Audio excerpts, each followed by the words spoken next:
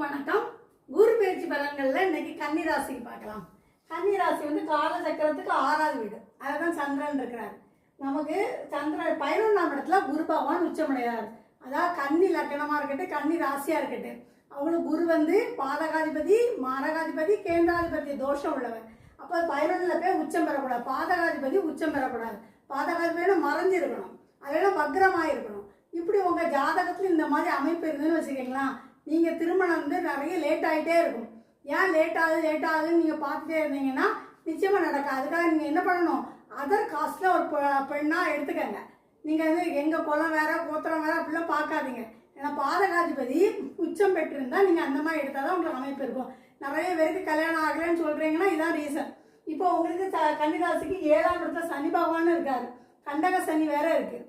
அப்போ உங்களுக்கு வருஷ கிரகங்களான குருவும் சனியும் சிறப்பாக இல்லை. அப்போ நீங்கள் இப்போ கல்யாணத்துக்கெல்லாம் ஏற்பாடு பண்ணால் நான் சொன்ன மாதிரி இப்படி நடத்துங்க. ஏன்னா 7ஆம் அதிபதி 11ல் வந்தாலே இருதார யோகம் இருக்குது. அப்போ நம்ம 2ஆம் தரத்துக்கு போகக்கூடாது. போகாத அளவுக்கு நம்ம என்ன பண்ணணும்னா மேக்ஸிமம் நீங்கள் இந்த மாதிரி எடுங்க. அல்ல ஏன்னா இப்போ சனி சந்திரன் தோஷம் பார்த்தீங்களா, அப்போ நீங்கள் என்ன பண்ணணும், எளிமையாக கல்யாணம் பண்ணணும். ஏன்னா சனி பகவானுக்கு எளிமையாக இருக்க தான் பிடிக்கும். அதனால் நீங்கள் ரொம்ப சிம்பிளாக ஒரு கோவில் வச்சு கல்யாணம் பண்ண மாதிரி இருக்கணும். எனக்கு நிறைய நாங்கள் கோடிக்கணக்கில் பணம் வச்சுருக்கோம், நாங்கள் பெருசாக தான் இருப்போம்னா செல்லாது.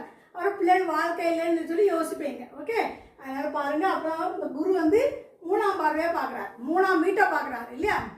3ஆம் வீட்டில் என்னெல்லாம் இருக்குது, எண்ணம், எழுத்து, இயக்கம், ஆற்றல் எல்லாம் இருக்குது. இந்த கன்னிராசிக்காரங்க எப்படி இருப்பாங்கன்னா அவங்களோட ஹேண்ட் ரைட்டிங் நல்லா இருக்கும்.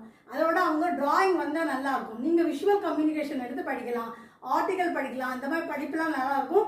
வேலைன்னு பார்த்தீங்கன்னா மொத்த இது பொருட்களை வாங்கி நீங்கள் கமிஷன் மூலமாக விற்றா கூட உங்களுக்கு ரொம்ப சேல்ஸ் நல்லா இருக்கும். அதனால் நீங்கள் இந்த இதில் இருக்கக்கூடியவங்க பொதுவாக இவங்களுக்கு இந்த 2 இதில் இருக்கக்கூடியவங்களுக்கு என்னென்னா, பெண் குழந்தை முதல்ல பிறந்துன்னு வச்சுக்கோங்களேன், 2வது ஒரு குழந்தை பிறக்கும்போது அந்த குழந்தையோட அண்டர்ஸ்டாண்டிங் இருக்காது. முதல்ல ஆண் குழந்தை பிறந்தா நல்லா இருக்கும். உங்களுக்கு 5ஆம் பார்வையாக பார்க்குறாரு பார்த்தீங்களா.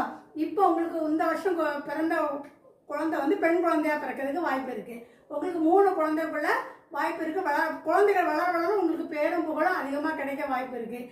அதனால் இதே மாதிரி 7ஆம் இடத்தை அவர் பார்க்குறாரு. மேக்ஸிமம் இந்த கன்னிராசி கன்னிலக்கணக்காரங்க வந்து நண்பர்கள்ட்ட கூட ஒரு விஷயத்த சொல்ல மாட்டாங்க, எல்லாமே சீக்ரெட்டாகவே வச்சுருப்பாங்க. ஏன் நண்பர்கள்ட்டையும் மறக்காங்கன்னா 11ஆம் அதிபதி இல்லை சந்திரன் நீசம் அடைகிறார் இல்லையா, அவங்கள்ட்ட கூட அந்த விஷயத்த சொல்ல மாட்டாங்க. ஆனால் ரொம்ப ப்ரில்லியண்டாக இருப்பாங்க. இவங்க அம்மாவை வந்து நல்லபடியாக ஃப்ரெண்டாக வச்சுருப்பாங்க.